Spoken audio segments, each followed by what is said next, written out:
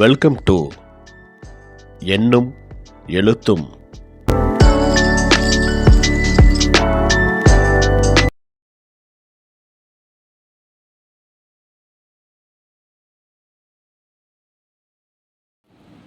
ஆசிரியர்கள், பெற்றோர்கள் அனைவருக்கும் வணக்கம்.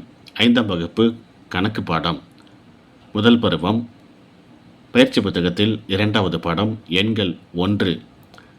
இந்த பாடப்பகுதியில் கொடுக்கப்பட்டுள்ள வினாக்கள் மற்றும் சரியான பதில் என்ன அப்படிங்கிறத இந்த வீடியோவில் பார்க்கலாம். மணிகளை எண்ணி எழுதுக அப்படின்ட்டு கொடுத்துருக்காங்க. 4 கட்டம் போட்டிருக்காங்க. முதல் கட்டத்தில் பாருங்கள், மணிகள் கொடுத்துருக்காங்க. இந்த மணிகளை எண்ணி எழுத சொல்கிறாங்க. அவங்களே எழுதிட்டாங்க. 26 அப்படின்னு போட்டாங்க. அடுத்து கீழே பாருங்கள், 56 மணிகள் இருக்குது. இங்கே 47, கீழே 105 மணிகள். அடுத்து இங்கே பாருங்கள், 351. மொத்தமாக எண்ணி பார்த்தா தெரியும். குழந்தைகளை என்ன சொல்லுங்கள். எண்ணிக்கைக்கு ஏற்ப மணிகளை வரைக அப்படின்னு கொடுத்துருக்காங்க. நம்பர்ஸ் கொடுத்துருக்காங்க பாருங்கள். அந்த நம்பருக்கு தகுந்த மாதிரி மணிகளை வரைய சொல்லியிருக்காங்க. நாம் வரைஞ்சி காட்டியிருக்கோம் பாருங்கள். இதே போல் செய்வதற்கு குழந்தைகளுக்கு பயிற்சி கொடுங்க. சரியான விடையை தேர்ந்தெடு அப்படின்னு கொடுத்துருக்காங்க. இங்கே பாருங்கள், மணிகள் குறிக்கும் எண் அப்படின்ட்டு கொடுத்துருக்காங்க. படத்தை பாருங்கள். 4 ஆப்ஷன் இருக்குது. இதில் ஃபஸ்ட்டு இருக்குது பாருங்கள், ஆனா. இதுதான் சரியானது. 2வது பாருங்கள், 999க்கு அடுத்த எண்ணை குறிக்கும் ஆணிமணி சட்டம் அப்படின்னு கேட்டிருக்காங்க. ஆவணம் இருக்குது பாருங்கள், இதுதான் சரியானது. அடுத்து 3வது பாருங்கள், 4000, 5000, 6000 டேஷ் கொடுத்துட்டு 8000. இதில் விடுபட்டுள்ள எண் எது? 7000. 4வது மிகச்சிறிய 4 இலக்க எண் அப்படின்னு கேட்டிருக்காங்க. இங்கே இருக்குது பாருங்கள், 1000. 1999க்கு அடுத்து வரும் எண் அப்படின்னு கேட்டிருக்காங்க. இதுக்கு சரியான பதில் என்ன பாருங்கள், 2000. அடுத்து பாருங்கள், எண்ணிக்கைக்கேற்ப மணிகளை வரைந்து அட்டவணையை நிரப்புக. கீழே பாருங்கள், ஆணிமணி சட்டம் கொடுத்துருக்காங்க. ஃபஸ்ட்டு எண் அப்படின்ட்டு முதல்ல கொடுத்துருக்காங்க. 2வது ஆணிமணி சட்டம், இடமதிப்பும் மதிப்பும் அப்படின்ட்டு கொடுத்துருக்காங்க. ஃபஸ்ட்டு கணக்கு அவங்க செஞ்சுருக்காங்க பாருங்கள். இதே போல் அடுத்த கணக்கு நம்ம செஞ்சுருக்கோம். 138 அப்படின்னு கொடுத்துருக்காங்க. ஆணிமணி சட்டத்தில் மணிகளை வரைஞ்சிருக்கோம். 3இன் இடமதிப்பு அப்படின்னு கேட்டிருக்கு. அங்கே 10கள். 3இன் மதிப்பு 30 அப்படின்னு சொல்லிட்டு அங்கே வரணும். அடுத்து கீழே பாருங்கள், 243, 364 இவைகளுக்கும் நம்ம எழுதி காட்டியிருக்கிறோம். இதே போல் எழுதுவதற்கு பயிற்சி கொடுங்க. சரியானதை வண்ணமிடுக. 189ல் 8இன் மதிப்பு அப்படின்னு கேட்டிருக்காங்க. 10கள். 356ல் 6இன் மதிப்பு 1கள். 514ல் 5இன் மதிப்பு 100கள். 729ல் 7இன் மதிப்பு 700. 189ல் 8இன் மதிப்பு 80. விடையளி. கீழே பாருங்கள், 2138ல் 3இன் இடமதிப்பு அப்படின்னு கேட்டிருக்காங்க 30. 1379ல் அதிக மதிப்பு கொண்ட இலக்கம் அப்படின்னு கேட்டிருக்காங்க 1. 4156ல் இதில் 4இன் இடமதிப்பு அப்படின்னு கேட்டிருக்காங்க 4000.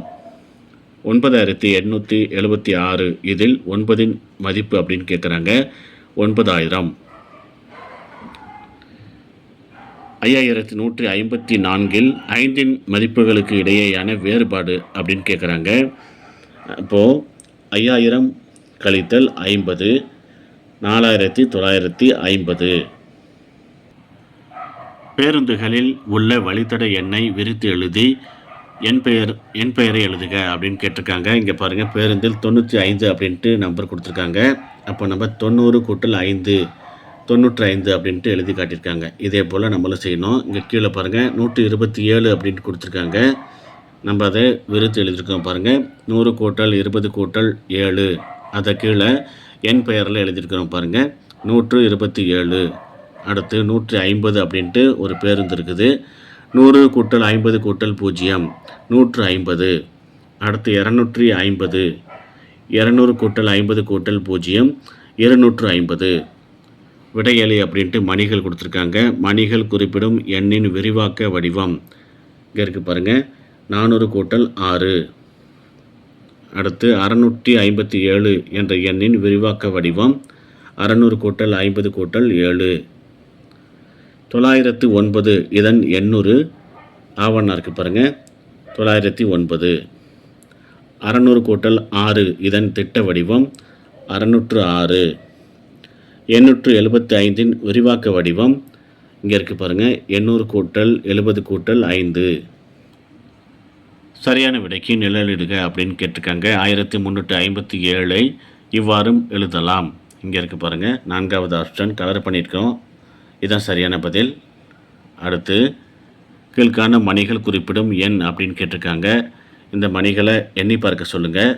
பதில் இங்கே இருக்குது பாருங்கள், ஃபஸ்ட்டு உள்ளது தான் சரியான பதில்.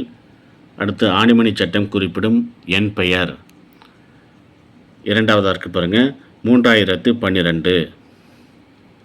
அடுத்து 6788 இதன் எண் உரு இங்கே இருக்குது பாருங்கள், 2வதாக உள்ளது. அடுத்து 100கள் இடமதிப்பில் 3 என்ற இலக்கம் இடம்பெற்றுள்ள எண் அப்படின்னு கேட்டிருக்காங்க. ஃபஸ்ட்டு இருக்குது பாருங்கள், இதுதான் சரியானது. அடுத்து வருண் காசோலையில் எழுத்தால் எழுத வேண்டிய தொகை எது அப்படின்னு சொல்லி கேட்குறாங்க. இங்கே இருக்குது பாருங்கள், கடைசியாக இருக்குது பாருங்கள், 5775. எண்களை ஏறு வரிசை மற்றும் இறங்கு வரிசையில் எழுதுக அப்படின்னு கேட்டிருக்காங்க. முதல்ல இந்த பலூனில் பாருங்கள் நம்பர் கொடுத்துருக்காங்க, அதை ஏறு வரிசை இறங்கு வரிசையில் எழுதி காட்டிட்டாங்க. இதே போல் மற்ற கணக்குகளையும் நாம் செஞ்சிட்டோம். குழந்தைகளை தனித்தனியாக செய்ய வைங்க. சந்தேகம் இருக்குது அப்படின்னாக்கா இந்த வீடியோவை காட்டுங்க. எண்களை வரிசைப்படுத்தி எழுதி சரியான வரிசை முறையை டிக் செய்க அப்படின்னு கேட்டிருக்காங்க. ஃபஸ்ட்டு கணக்கு பாருங்கள், எண்களை வரிசைப்படுத்தி எழுதி இங்கே இறங்கு வரிசை அதான் இது சரியானது, அதுக்கு டிக் பண்ணியிருக்கிறோம் வட்டத்துக்குள்ளே. இதே போல் மற்ற கணக்குகளையும் நாம் செய்திருக்கிறோம் பாருங்கள். இதே போல் செய்வதற்கு பயிற்சி கொடுங்க. பின்வரும் வினாக்களுக்கு விடையளி. 4 எண்கள் கொடுத்துருக்காங்க. இந்த எண்கள் அமைந்துள்ள வரிசை அப்படின்னு கேட்டிருக்காங்க. ஏறு வரிசை. அடுத்து பாருங்கள், 2 நம்பருக்கு நடுவில் கட்டம் போட்டிருக்காங்க. குறியீடை போட சொல்கிறாங்க. ஆவண்ணா இந்த குறியீடு தான் இங்கே வரணும். அடுத்து பாருங்கள் 3வது கணக்கு, எண்கள் என்ன வரணும் அப்படின்னு சொல்லிட்டு ஒரு டேஷ் கொடுத்துருக்காங்க பாருங்கள். இவ்வரிசையில் விடுபட்ட எண்ணை தேர்ந்தெடு அப்படின்னு கேட்டிருக்காங்க. அங்கே இஎன்ஆ இந்த நம்பர் தான் மேலே வரணும் அங்கே. அடுத்து பாருங்கள் 2. அடுத்து பாருங்கள் 5209 இவற்றை ஒரு முறை மட்டும் பயன்படுத்தி உருவாக்க இயலும் மிகப்பெரிய 4 இலக்க எண் எது அப்படின்னு கேட்குறாங்க. இஎன்ஆர் இருக்குது பாருங்கள், இந்த நம்பர் தான். அடுத்து 5வது கேள்வி, பின்வருவனவற்றுள் இறங்கு வரிசையில் உள்ள எண் வரிசையை தேர்ந்தெடு. ஆவணம் இருக்குது பாருங்கள், இதுதான் சரியானது.